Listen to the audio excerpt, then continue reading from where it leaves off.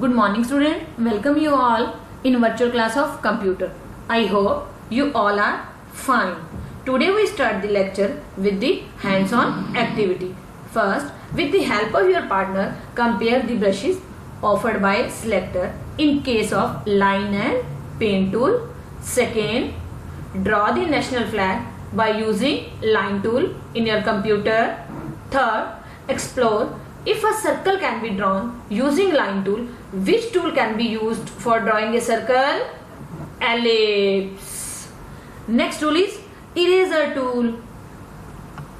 It is used to erase anything on the drawing canvas. Whenever it is clicked, it is activated. We can select the desired size and shape of eraser and erase the complete picture or a part of picture. You observe how we use the eraser tool? Yes, like that. Next is hands-on activity. Observe and use all the eraser available in the selector and find the difference between them. Both type of erasers erases the picture in their shape only. Next is text tool. Text tool is used a statement or to give a heading to a scenery. You select the text tool and start the typing. Here I type the night scene. Observed? Yes. Next is hands-on activity.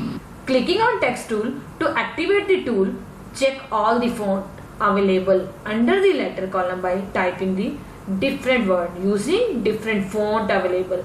Also ensure that each new word in typing using a new font. Next is undo button. This tool will cancel the last action performed. You can even undo more than once. Observe the two pictures very carefully. In the first picture, the text was added in the end by us. On clicking undo, the text got deleted as shown in the second picture. Next is redo button.